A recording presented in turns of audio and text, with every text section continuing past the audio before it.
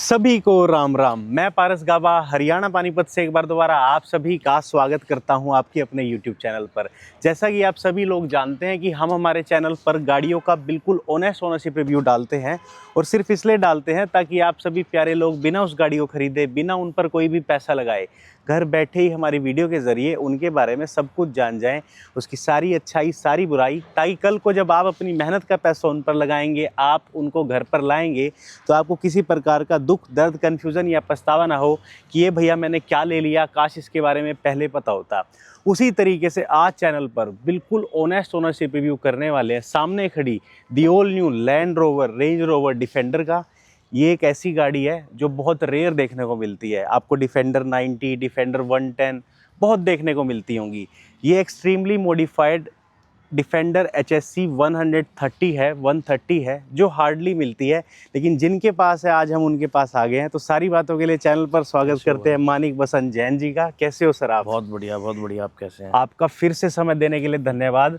मैं आज से 3-4 महीने पहले आया था ब्रदर के पास नॉर्थ इंडिया की फर्स्ट MG साइपस्टर थी, तो उसका भी रिव्यू आपने बहुत अच्छे से दिया था। मतलब इतने कितने शौक है मानिक भाई? बस ये यार, ये उससे पहले की है तभी। अच्छा, ये उससे पहले की है। और आपको एक बात बता देता हूँ कि जिनके पास डिफेंडर होती है उनको सेकेंडरी व्हीकल कौन सी रखनी पड़ती है? फॉर्च्यूनर मस्ट है अगर आपके पास डिफेंडर है ना। तो आपने ली डिफेंडर 130। इससे पहले मैं सर का एक इंट्रोडक्शन देता हूँ। इनका नाम है मानिक बसंत जैन। अगर आप सोनीपत से हो तो आप इनको अच्छे से जानते होंगे। जैनसन ज्वेलर के मालिक हैं। और मैंने आपकी चीज़ें देखी ना, उसके बाद, उससे पहले मैंने आपको स्टडी ही नहीं किया था, रैंडमली आया था, रैंडमली मिला था। उसके बाद जब मैंने स्टडी किया, मैंने आपके बारे में पूछा, तो मुझे बहुत अच्छा गुडविल का रिस्पांस मिला लोगों से। मेरे जितने भी सोनीपत दोस्त हैं सब ने बताया। तो पहला क्वेश्चन तो आप हम पहली बार मिले थे ना? हाँ, पहली बार मिले थे। उस टाइम आप जानते नहीं थे। हाँ, उस टाइम ना रैंडम ही रिव्यू था, रैंडम ही टॉक था, लेकिन तब भी आपने बड़ा अच्छे से दिया था। पहला क्वेश्चन तो मानिक भाई यही है, इतनी सारी गाड़ियाँ थी, सबको त्यागते हुए LC तक आती है जो बड़ी रिलायबल मानी जाती है। आपने एक higher service cost, less reliable बोलते हैं JLR ग्रुप को, उसकी डिफेंडर क्यों चूज़ की, पहले ये जानना है। यार मैं ना पहले LC ले रहा था। ओके। तो मुझे 110 बिल्कुल अच्छी नहीं लगती थी। डिफेंडर 110 सही में अच्छी नहीं लगती थी। तो फिर बाय चांस मैं डिफेंडर के शोरूम में था लैंड रोवर के, और कोई हमारे पास पहले एक डिस्कवरी 5 होती थी, ठीक, तो उसकी सर्विस हो रही थी। हाँ। तो तब उसने बताया कि भाई ऐसे ऐसे भैया 130 आ रही है, ठीक, और ये ना सुपर साइज वाली है, हाँ, जैसे एस्केलेड वगैरह होती है ना।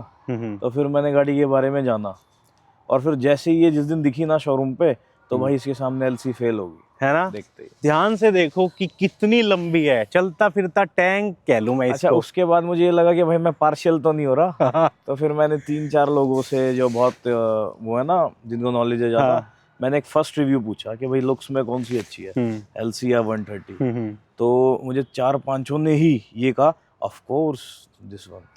आप सोनीपत से हो, मैं पानीपत से हूँ। पानीपत में डिफेंडर 130 है ही नहीं, मतलब रेयर चीज़ है। और सबको बता दूं कि इसके अंदर 5 लीटर V8 इंजन है। V8 का सिंपल मीनिंग होता है कि 8 सिलेंडर्स इन V शेप, इसमें वो वाला इंजन है। डिफेंडर 110 में आपको 2 लीटर मिलता है मोस्टली। 2 लीटर भी होता है, 3 लीटर भी होता है। 3 लीटर भी होता है, पीपल बाय 2 लीटर। 2 लीटर क्योंकि वो बजट में आ जाती है। बजट में आ जाता है ना। पर वैसे भाई इसका भी बजट, मतलब इसके लिए बजट वर्ड यूज़ करना कितना ख़राब है ना। ये डिफेंडर HSC 130 है, 7 सीटर नहीं 8 सीटर कार है ये। 5 लीटर इंजन है, 8 सिलेंडर वाली कार है। सब कुछ पूछेंगे, इससे मॉडिफिकेशन भी अच्छी हो रखी है। लेकिन पहले ये कितने की ऑन रोड आती है? ये भाई 1.9 की ऑन रोड आएगी। 1,90,00,000 की, सिर्फ 1,90,00,000 बोल दो। नहीं, वो आपका जो मन करे वो बोलो। और इसके ऊपर थोड़ी बहुत मॉडिफिकेशंस भी होती हैं, 15-20 लाख रुपए। 1,90,00,000 की ये कार आई है। उसके बाद लगभग 20 लाख की मॉडिफिकेशन होगी। अभी पूछ लेता हूँ कैसे कैसे। और उसके बाद ना ये गाड़ियाँ जचती नहीं जब तक इन पे ये नंबर ना हो। अब ये नंबर की वैल्यू क्या है क्या नहीं, ये तो गूगल कर लो, है ना। रिसेंटली ना एक नंबर लिया है ब्रदर ने, जो वहाँ पे है MG साइपस्टर के पीछे, दिखा सकता हूँ ना। HR01B0555। लोग 80-55 लेते हैं वो, बट वो वाली बॉस वाली फील नहीं देता, वो जुगाड़ू बॉस वाली फील देता है। यहाँ पे है बॉस है HR01B0555, तो वो प्रॉपर बॉस वाला है। आपने इस मॉडिफिकेशन भी कराई है? इसकी हाँ हाँ सभी कुछ अपडेटेड है। अगर आप, मैं 1 बाय 1 चीजें पूछूंगा, आप बता देना। इसमें 20 इंच के एलॉय व्हील्स मिले थे, 21 इंच। इसमें 21 के मिलते हैं। यस, नहीं उन्होंने दिए नहीं हो, हाँ। ये हमने लगवाए हैं। उन्होंने 20 के दिए थे, हाँ हाँ हाँ। आपने 21 इंच की एलॉय व्हील लगवा दिए। पहले तो ये बताओ, वो एलॉय व्हील अच्छे नहीं थे क्या? वो सिंपल थे, ठीक है, बहुत ज्यादा सिंपल थे। आपने अपग्रेड करा दिए। ये कितने के हुए? ये अराउंड ये ना फॉर्ज ड्रीम है, ओके, तो ये अराउंड 3,30,40,000 रुपए का था। अभी तो टाइम हो गया तो याद नहीं है, लग- बट ऐसे 3.5 लाख रुपए विद टायर्स हाँ। के? टायर अलग है? टायर अलग हो गए, टायर तो नॉर्मल है ना, हाँ हाँ हाँ, तो पिरेली वगैरह मिलते हैं, पिरेली अवेलेबल थे नहीं, ठीक। तो नॉर्मल वैसे ही डलवा दिए ताइवान के। नॉर्मल ताइवान डलवा दिए। ये 3.25 लाख के एलॉय व्हील्स हैं। जी जी, और इसके अंदर वो पिछले वाले भी गए होंगे कि वो भी रखे हैं? वो रखे हुए हैं। अच्छा, वो आपने बढ़िया डिसीजन लिया कि वो रखे हुए हैं। मैं कभी बेचता नहीं हूँ, क्योंकि जब भी किसी को चाहिए होती है कार तो फिर वो ओरिजिनली दे देते हैं, हमारे काम आ जाते हैं ना आगे। हाँ, ये भी आप सही कह रहे हो। उसके बाद इसमें जो है ना, चारों डोर्स में सेंसर आते हैं, लेकिन इसके अंदर जो वो लगा हुआ है ना, फुट स्टेप, वो वाला लगा हुआ है जो फिक्स्ड नहीं है। ये भी शोरूम एंड से Deployable लगे हुए है, हाँ हैं, जी। है ना? ये एग्जैक्टली कितने का? आप थोड़ा सा पास आ जाइए सर ये मेरे। 3.5 लाख रुपए का। इस पे आपने 3.5 लाख रुपए लगाए इस पे? ये कंपनी ने ही दिया था अपलोडिंग्स में। ठीक। एक्चुअली डिफेंडर में क्या होता है, उनके पास ना लोडिंग्स होती हैं, हाँ हाँ, तो ये कार ऑलरेडी किसी की थी और मुझे जल्दी चाहिए थी, ठीक। तो फिर मैंने ले ली थी ये। हाँ, उसमें लोडिंग्स बढ़िया करवा रखे थे। उसने लोडिंग्स पहले ही बढ़िया करा हाँ। रखी थी। मतलब ये फुट स्टेप भी। इसके अंदर आपको एक खास बात बताता हूँ, ये जो आप इसके मिरर्स देख रहे हो ना, हाँ, जो शीशे देख रहे हो, हाँ हाँ, ये वो हैं, क्या कहते हैं, सिक्योरिटी वो हैं ग्लासेस। अच्छा, सिक्योरिटी ग्लास है, मतलब काइंड ऑफ टिंटेड है already from the company. Okay, tinted है और बुलेट प्रूफ भी है? नहीं नहीं, बुलेट प्रूफ नहीं है, मगर ये टिंटेड है। ठीक है ठीक है। ये 3.5 का। और आपको एक इंटरेस्टिंग बात बताता हूँ, गाड़ी से अलग इंश्योरेंस होता है इनका। गाड़ी से अलग इंश्योरेंस होता है, लगभग 18-20 हज़ार रुपए का, जिसमें अगर ये डैमेज होते हैं तो वो कार में नहीं, अलग से इंश्योरेंस इसका होता है, उसमें कवर होता है। अच्छा, इसमें ये बताओ, जो थर्ड रो है वो भी आपने बाद में ही लोड कराई है ना? ये 5 सीटर में मिलती है, if I am not wrong. नहीं नहीं नहीं, ये जब लोडिंग्स है ना उसी में है, और आप मिड सीट्स में बैठते हैं ना, और ऐसे ही आप पीछे वाली सीट में बैठेंगे तो कोई फर्क नहीं है। अच्छा, ये इतनी बड़ी है, कंफर्टेबल। हाँ, अभी मैं बैठ के सबको दिखा दूंगा। ये जो बॉक्स होता है, पहले तो मुझे ये जानना है इसमें होता क्या है? इसके अंदर भाई कुछ वाइन वगैरह रखनी हो, इसकी रखनी अच्छा, हो, वो होता है, काम आ जाती है। ये वो होता है। तो और ये बॉक्स की कीमत सबको बताऊंगा तो हैरान हो जाएंगे। How much for this? ये 1.30 का था शायद, 1.15-1.30 का। 1.30 का ये बॉक्स है। और उधर अगर ये सीढ़ी दिखाऊंगा ना, पीछे ये सीढ़ी, ये भी इतने की है ना? ये भी इतने की है। ये इससे आई थिंक एक्सपेंसिव है। अच्छा, ये एक्सपेंसिव है। 20-30 हज़ार रुपये ज्यादा थे इसके। ये 20-30 हज़ार रुपए। अगर इस बॉक्स को खोल रहा हूँ तो अलग चाबी है कि उसी में इसकी ही की है? दे रखी है उन्होंने। अभी आपके पास है?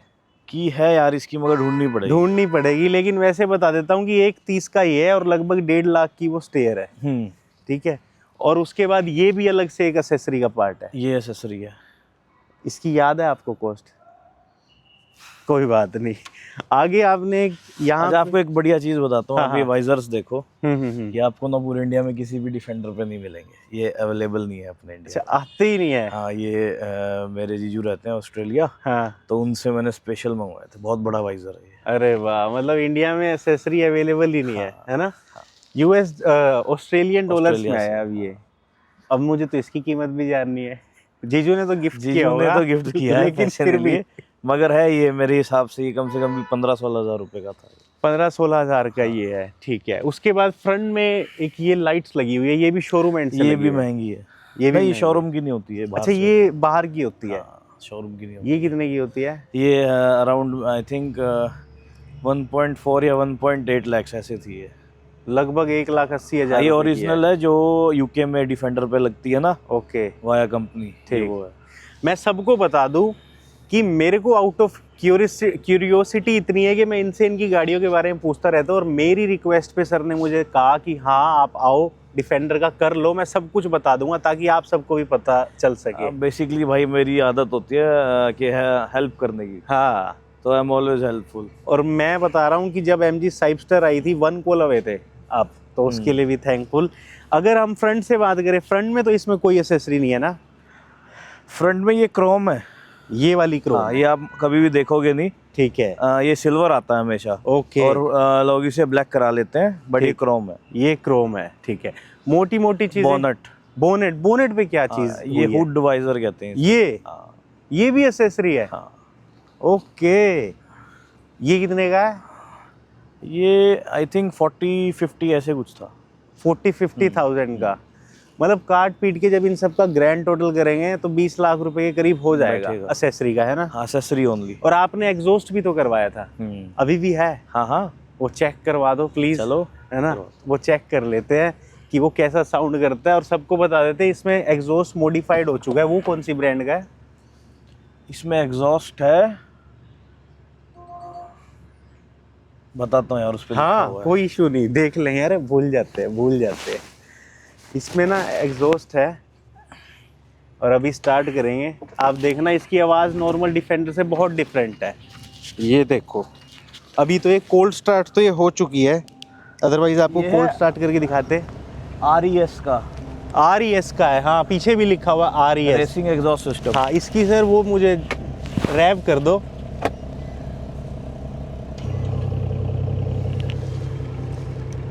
Rev rev rev.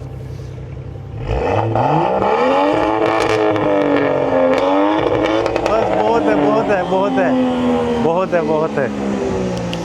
वैसे जब ये गाड़ी निकलती है सब अपने आप मुड़ मुड़ के देखते हैं, लेकिन इसके बाद तो मजबूरी हो जाती है। और हम यहाँ से इसको बंद भी कर सकते हैं। अच्छा, यहाँ से बंद भी कर सकते हैं। आपको लगता हो कि ये कार किसी को चलते हुए एनोए करती है, ये एनोए नहीं करती। ये बटन है, यहाँ से ऑपरेट हो जाता है और बंद हो जाता है। उसमें फ्लैप्स दे रखे हैं बेसिकली। ठीक है। इसकी ओरिजिनल आवाज होती है, ये अब इंडिया में बंद कर दी जाती है। ये ओरिजिनल आवाज होती है जो एग्जॉस्ट लगाने के बाद इंडिया के लिए बंद कर दी जाती है। एग्जैक्टली। ओके। माइलेज एक बहुत बड़ा पर्सपेक्टिव हमारे लिए है। आपका मुझे नहीं पता। नहीं भाई, हमारे लिए भी है। मुझे पहले तो ये लगता है कि जिनके पास डिफेंडर है उनके पास पेट्रोल पंप होना चाहिए, तब फायदा है डिफेंडर का। ये कितनी माइलेज देती है आपको? ये यार आई थिंक 5 से 6 की देती है। मैक्सिमम 5 से 6 की देती है ना? और सिटी में तो और कम पे आ जाती होगी।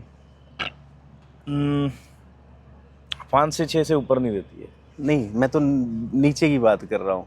नीचे जब हम इसे भगाते हैं तो 3.5-4। 3.5-4। कितनी भाग जाती है ये गाड़ी? ऐसे मैंने वो तो चेक तो करी नहीं, मगर हाँ 210 पे एक बार लेके गया था मैं। ठीक। राजस्थान से आ रहे थे 200 के करीब आप इसको ले जाते हो। लॉक क्या ये कार उसके बाद शायद कि ये इस पे लॉक नहीं, इस पे कोई लॉक नहीं है। डिफेंडर कार बहुत बढ़िया है ये। 130 पे लॉक नहीं है स्पीड। मैं आपको एग्जांपल बताता हूँ कि मेरे दोस्त के पास LC है। तो मैं उसमें बैठ के, हम चंडीगढ़ से सोनीपत आ रहे थे, तो इसमें आप बैठ के कोई शॉफर चला रहा है और आप बैठ के आओगे ना, तो ये झटके नहीं खाएगी। अच्छा। चिपक के चलेगी, बॉडी रोल नहीं है। नहीं, और आपको पता भी नहीं चलेगा। आपको लगेगा मैं एक प्राइवेट कैबिन में बैठा हूँ, जैसे जेट में बैठते हैं। ओके। सेम टाइम मैं LC में बैठा था, वो उछल रही थी, फॉर्च्यूनर वाली वाइब्स दे रही थी। तो वो भाई बैठे थे, मैंने कहा कि भैया आप एक दिन मेरे साथ ना मेरे वाली में बैठना, भूल जाओगे इसे। सही कह रहे हो। इसकी ग्राउंड क्लियरेंस 220 mm से लेके 290 mm तक है, क्योंकि 3 इसमें पॉइंट्स हैं जहाँ पे सस्पेंशन एडजस्ट हो जाता है ना? 220 सबसे लोअर है, उसके बाद 290 या अप्रोक्स 300 mm तक जाती है। हाँ, 3 लिमिट, लो, मिड, अप, है ना? आप कौन सी लिमिट पे इसका सस्पेंशन रखते हो? मिड पे रखते हो। सबसे सही भी वो होता है, सबसे बढ़िया वो होता है, और बल्कि वो ऑटोमेटिकली हो जाता है। अच्छा, इसमें ऑटोमेटिक है? आप जब गाड़ी को 80 या 90 से ज्यादा चलाओगे ना, तो ऑटोमेटिकली वो मिड पे आ जाएगा। मिड पे आ जाएगा, मतलब ये गाड़ी अपने आप लिफ्ट हो जाती है, अपने आप ये डाउन हो जाती है। उसका बटन है अलग यहाँ पे। आपको एक चीज और दिखा देता हूँ कि इसके अंदर ना ये स्टीयरिंग जॉयस्टिक से एडजस्ट होता है, मतलब टेलीस्कोपिक भी है, टिल्ट भी, और एक इसमें जॉयस्टिक है जिससे एडजस्ट होता है। और कुछ ऐसा इंटीरियर होता है इस कार का। इसके जो हैंड रेस्ट को आप देख रहे हो बीच में, यहाँ पे फ्रिज है। फ्रिज में कुछ है तो नहीं? हाथ लगाओ, बहुत ठंडा है। पक्का? ये यहाँ पे फ्रिज है और बिल्कुल चिल्ड है, ऐसे है कि बर्फ वाला हिसाब किताब देखा है ना? बर्फ वाला हिसाब किताब है, क्योंकि ये कार बहुत देर से कोल्ड स्टार्ट खड़ी थी, पर कोल्ड स्टार्ट के लिए स्टार्ट कर रखी थी। एग्जैक्टली, है ना? इसकी थर्ड रो की एंट्रेंस इजी है या टफ है? एंट्रेंस तो हर चीज की टफ ही होती है ना? मगर एक बार जाने के बाद बढ़िया लगता है। ये ऐसे पुश किया और उसके बाद ये इसको उठाना पड़ेगा। ये झटके से होती है, नहीं नहीं आगे अच्छा। होती है ये शायद। ठीक ठीक, बस सबको करो, दिखा जोर की देता हूँ। लो, ओके, परली तरफ से होगी, है ना? या पीछे से दिखा देते हैं, पीछे से दिखा देता हूँ सबको फटाफट इसको। ये देखो पीछे से, पहली बात तो 130 है तो इसमें आपको बूट स्पेस मिल रहा है, उसके हिसाब से आराम से 3 लोग बैठ पाते हैं। और ये इजीली यहाँ पे आपको ये भी डाउन हो जाती है कि आपने कभी डाउन ही नहीं की मुझे लगता है मैंने नहीं करी। है ना? ज़रूरत ही नहीं पड़ी आपको। ओके, ये लो, मैं कर रहने देता हूँ, रहने देता हूँ। जब सर ने नहीं डाउन की मैं क्यों करूँ? 8 लोग बैठ जाते हैं ना इसमें बहुत आसानी से। इजीली, बहुत बढ़िया सीट है इसकी जो पीछे वाली है ना। जैसे नॉर्मली क्या होता है, आदमी ये सोचता है कि भाई मैं फॉर्च्यूनर में पीछे नहीं जाऊंगा। हाँ, नहीं जाऊंगा। इसमें ऐसा नहीं है, इसमें कि मैं बहुत जाऊंगा। शान से बैठता। ठीक। और पीछे मैं जा भी, सकता हूँ पीछे भी इसलिए। आपको मून रूफ मिल रहा है यहाँ पे। ऐसा नहीं है कि पीछे वाला Double कोई sunroof कॉम्प्रोमाइज करना पड़ रहा है। बीच में आपको पैनोरामिक सनरूफ मिल रहा है और पीछे आपको मून रूफ यहाँ पे मिल रहा है ना? मोस्टली चीज़ें आपने मुझे बता दी, लेकिन मुझे जो असली क्वेश्चन है ना वो ये जानना है कि ये जो अब आपके पास ये जो अब आपने आफ्टर मार्केट टायर लिए इसके XYZ, तो ये टायर और ये ब्रेकिंग, इसके बाद इस कार की परफॉर्मेंस में कुछ वो हुआ, कम हुई? मैं आपको एग्जैक्टली बताऊं तो ब्रेकिंग जो है ना, हाँ हाँ, ब्रेकिंग 20 से 19 हो जाती है, ठीक 18 है। हो जाती है। ठीक है। बट जो ग्रिप मुझे मिली ना हाँ। इस टायर को लगवाने के बाद, पहले ना ऐसा लगता था ये गाड़ी बहुत हैवी है और बहुत छोटे टायरों पे डाल रखी है ओके। और पावर हम्म। ज़्यादा है कार में और कार संभाल नहीं पा रही। ठीक फिर ठीक। हमने जब से इसके टायर चौड़े करवाए हैं, हाँ हाँ, उसके बाद ये बहुत बढ़िया, ठीक। बहुत बढ़िया चल। और जैसे इतनी भारी कार है तो ये ब्रेक जल्दी ये खींचते एक्चुअल होंगे में ना बहुत इसके? भारी कार है ये। हाँ, actual क्योंकि में। अभी ये जिस ग्रास पे चल के आई है वो मिट्टी बैठ गई हम्म। है ना? वहां से फर्श टूट गया है थोड़ा सा, वो आपका फर्श तोड़वा दिया मैंने हल्का सा। इसकी ब्रेकिंग बड़ी जल्दी खत्म होती है मैंने जो सुना है लोगों से। इसकी ब्रेकिंग खत्म नहीं होती, ब्रेकिंग तो अच्छी है, पैड बट पैड घिसते जल्दी है। अभी एक बार भी नहीं बदला है तो ठीक, भाई ठीक, हाँ बदल गया भाई, बदल गया है ना? हाँ, बदल क्योंकि ये भारी बहुत। और अभी कितनी चल गई है ये? 12-13 हज़ार। 13,000 है। और एक बार इसके ब्रेक पैड्स चेंज हो चुके हैं क्योंकि ये भारी इतनी है, ब्रेक लगाते हैं तो वो घिस जाते हैं। कुछ कॉस्ट याद है उनकी कितनी आती है? नहीं नहीं, ब्रेक पैड्स की नहीं है। अभी सर्विस 15,000 पे होनी है इसकी। इसकी सर्विस होकर आई है यार, मैंने पहले ही करा दी थी। हाँ, आपने एनुअल वाली करा दी होगी। उसका कुछ कॉस्ट ऐसे ही होगा 30-35 अराउंड। 30-35 हज़ार में सर्विस हो जाती है? ठीक है, 30-35 हज़ार। अगर आप कुछ रिप्लेस नहीं करा रहे ये तो इतने में 30-35 हज़ार में सर्विस हो जाती है। ब्रेक शू या ब्रेक पैड सर के अब तक चेंज हो चुके हैं। और कुछ ऐसा स्पेसिफिक आप इस कार के बारे में कुछ बताना चाहते हो हमें? देखो इसमें ना ये भी है, इसके भी उन्होंने अलग से पैसे लिए थे, वुडन। ये वुड के अलग पैसे ले लिए? हाँ। इसकी कितने ले लिए? नॉर्मली डिफेंडर में नहीं होता। ठीक। प्लस इसका इंटीरियर ब्लैक है। हाँ, इसका इंटीरियर ब्लैक है। इंटीरियर के अलग से चार्ज लेते हैं, मतलब ब्लैक इंटीरियर के यहाँ पे अलग से चार्ज है। मोस्टली आप 10 देखोगे जितनी भी हाँ, गाड़ी। मोस्टली अलग से देखोगे। और आपको पता है आजकल नई गाड़ियाँ आ रही हैं, जैसे Hyundai एग्जिस्टिंग ब्रांड है, वो अपनी छोटी गाड़ियों में कहीं ना कहीं थोड़ा थोड़ा ऐसा टच ला रही है। मतलब इस तरह का थोड़ा सा इंटीरियर का टच अब डे बाय डे आ रहा है। Rugged interior. और देखो यहाँ पे ना ड्यूअल जोन एसी है, आगे वालों के लिए नहीं, पीछे वालों के लिए भी। पीछे वालों के लिए भी यहाँ पे 4 जोन एसी है। 4 जोन ये सब अपना अपना अपने हिसाब से सेट कर सकते हैं, किसी भी तरह की कोई दिक्कत नहीं होती। ये स्टेयर की चाबी भी अलग है। 2 चाबियां। इसका काम क्या होता है? ऊपर कपड़ा मारने का। अच्छा, ऊपर कपड़ा मारने का, और उसमें और एक दो बार फोटो खिंचवाने का। फोटो खिंचवाने का, और उसमें है वाइन वाइन रखने का। एक चेयर आती है डिफेंडर के साथ, इसके साथ भी आई है क्या? नहीं, इसमें तो नहीं आई। वो एक्सेसरी का पार्ट एक्सेसरी का पार्ट है, आपने वो नहीं पीछे लिया। लग जाती है। आपने नहीं ली? नहीं, जरूरत नहीं है ना। सही बात है। अंदर बैठ जाते हैं या फिर अंदर बैठ जाते हैं। हाँ, बहुत महंगी महंगी ले ली ना एक्सेसरी, तो उसकी आपको जरूरत नहीं पड़ी। उसके अलावा आपको लगता हो पूरी कार में कुछ आपने मेजर चेंज कराया जो मुझे ना पता हो? सब कुछ बता ही दिया आपने, है ना? सब कुछ मैं पूछ गया, सब कुछ आपसे पूछ गया। हेडलाइट्स को लेके, अच्छा एडास इसमें का सही काम कर रहे हैं इंडिया के अच्छा हिसाब एडास से? है, मतलब एडाप्टिव क्रूज कंट्रोल ये वो सब बढ़िया है। क्योंकि इसके आगे हम जब गए थे तो आगे पीछे गाड़ियां थी, तो ये ऑटोमेटिकली जो सामने वाली गाड़ी थी ना उसके हिसाब से अपनी स्पीड वो कर रही थी कंट्रोल। ठीक, जब मैंने इसको उस पे डाल रखा था, क्रूज पे। लेकिन काट पीट के जो ऑल ओवर बात है ना वो ये है कि defender is not a normal car. पहली चीज़ तो ये, इसको मेंटेन करना भी मुश्किल है, इसको अफोर्ड करना भी मुश्किल है, लेकिन जिसका शौक हो वो सारी चीज़ें कर लेता है। और ये डिफेंडर 130 है, 130 हार्डली देखने को मिलती है। मैनूवर करनी कहते हैं, मुश्किल है बहुत चलानी। क्या चीज? मैनूवर करनी मुश्किल है इसको चलाना। नहीं नहीं नहीं नहीं, गलती है। अच्छा, बहुत इजी है, बहुत इजी है, बहुत बहुत अच्छी कार है ये। उल्टा इजी से इजी है चलाने में। बहुत इजी है।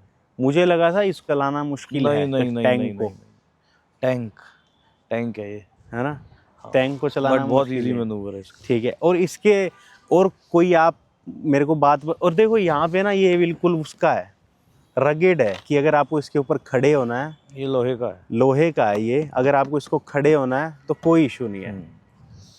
तो इतनी सारी अंदर की बाहर की बातें जानने के बाद बस एक दो फाइनल बातें पूछने वाला हूँ, लेकिन वो जाने से पहले जाएं चैनल को सब्सक्राइब करें, मानिक भाई को थैंक यू करें जिन्होंने हमें टाइम दिया, अपनी पर्सनल कार के बारे में हमें बताया, और वीडियो को हाइप करें अगर आप समझते हैं कि ऐसी नॉलेज लोगों तक पहुँचे। ये नॉलेजफुल वीडियो ही है। एग्जैक्टली। लेने वाले बहुत रेयर होते हैं, बहुत मिनिमम होते हैं, लेकिन ये हम सब नॉलेज ले रहे हैं इस कार के बारे में। जो हमारे यंग जनरेशन है कि भाई क्या फर्क है 110 में 130 ताकि में। मैनिफेस्ट तो कर सके। अब जैसे मैं हूँ, हम भी बचपन में मैनिफेस्ट करते थे अब भाई, मैं इसमें क्या है। मैनिफेस्ट करूंगा डिफेंडर 130 या एलसी या जो भी कार मैं लेना चाहूंगा। तो लेकिन अब मुझे आपको चीजें होना पता चाहिए लग कि गई, दोनों में क्या फर्क है। बंदे के सपने ऐसे चलने चाहिए कि भाई मेरी कार में ये एक्सेसरी होगी, जब मैं परचेज करूंगा ये होगा, ऐसी मॉडिफिकेशन होगी। मैनिफेस्टेशन ऐसे ही चलती है, ऐसे पूरा फील करता है इंसान, तब जाके वो होती है। तब जाके वो होता है ना। मैनिफेस्ट करना कभी मत छोड़ो, कभी मत छोड़ो, और मैनिफेस्ट करना चाहिए। आज ये घास नॉर्मल है, कल को ये पूरी ग्रीन होगी, क्योंकि मैनिफेस्ट किया होगा तसल्ली से। एग्जैक्टली। तो इतनी सारी अंदर की बाहर की बातें करने के बाद अब तो मानिक भाई एक फाइनल बात बता दो कि डिफेंडर 130 को लेकर सुखी हो या दुखी, सजा मिली या मजा, सबको क्या सलाह दोगे? पैसा है इस पे लगाएं या कुछ और लें? देखो, अगर आपको ये है कि भाई आपको परफॉर्मेंस चाहिए और कार की अच्छी मैनूवरिंग होनी चाहिए और आपको पेट्रोल की कोई खास दिक्कत ना हो, हाँ तो आप बिल्कुल ये लो। बिल्कुल। हाँ, नहीं तो क्या होता है कि लोग आजकल ना उस पे जाते हैं कि भाई रीसेल मिलेगी मुझे, तो एलसी पे लोग इसलिए जाते हैं। मगर अगर आप एक बार 130 3 लीटर में 5 लीटर में चला लोगे ना, तो आप एलसी नहीं खरीदोगे। आप एलसी नहीं खरीदोगे, वो है बस, वो उसका खर्चा नहीं है, उसका खर्चा नहीं है, वो बिक जाती है ना, वो बिक भी जाती है। इसका ये है कि इसका मेंटेनेंस कॉस्ट भी हाई है। 10-20 लाख रुपए टूटते हैं एक टाइम पे। हाँ, उसमें नहीं उसमें नहीं टूटते। जैगुआर रेंज रोवर ग्रुप थोड़ा एक्सपेंसिव चलता है इन टर्म्स ऑफ मेंटेनेंस, वो थोड़ा सा अपना टोयोटा का है। पर ये है टोयोटा की फॉर्च्यूनर रखी हुई है सर, इतनी कोई खास वैसे मेंटेनेंस आई नहीं है अभी तक। 35,000 तक नहीं की है आपकी मेरे हिसाब से, तो नहीं है। जैगुआर की होगी मेंटेनेंस, लैंड रोवर की इतनी खास मेंटेनेंस आपके अकॉर्डिंग नहीं है। हाँ, रेंज रोवर की हो सकती है, उसका मुझे आइडिया नहीं है। और कोई आप, क्योंकि हमारे पास इससे पहले इसी की लैंड रोवर की डिस्कवरी 5 थी, ठीक है, उसकी भी कुछ ऐसी खास मेंटेनेंस नहीं थी। आपको गाड़ी को लेके कुछ भी ऐसा पॉइंट लगाओ जो मैं बता दूं लास्ट में, कुछ इम्प्रूवमेंट सेक्टर में कोई बात जानी चाहिए या कुछ, एनीथिंग? ब्रेकिंग पे थोड़ा काम ज़्यादा करना चाहिए। ठीक, इसकी जो ब्रेकिंग है ना, उस पर काम करना चाहिए उन्हें। ठीक। और एक उन्हें ये भी देखना चाहिए कि भाई आप इतनी भारी गाड़ी बना रहे हो, तो आपको टायर का जो साइज़ है वो ठीक ठाक देना चाहिए। हाँ, अच्छा खासा अलॉयज देना दे के चाहिए। काम नहीं चलता, टायर भी ठीक ठाक होना चाहिए, क्योंकि इसकी परफॉर्मेंस में बहुत फर्क पड़ा था। पड़ा है। हाँ। पहले हम सोचते थे यार पता नहीं गाड़ी इधर उधर भाग रही है, बट उसका कारण क्या था कि इतनी बड़ी बॉडी और छोटे टायरों पे दे दी, तो उसका वो कुछ वो नहीं है ना। थैंक यू पाजी। मानिक जैनसन के बारे में चाहे तुम गूगल कर लेना, चाहे तुम इंस्टाग्राम पे सर्च करना, मैं डिस्क्रिप्शन में चीज़ें टैग कर दूंगा, तुम्हें पता लग जाएगा कि सर का क्या बिजनेस है, किस चीज़ से सर रिलेट करते हैं, और डाउन टू अर्थ है। Thank you for watching, kindly subscribe.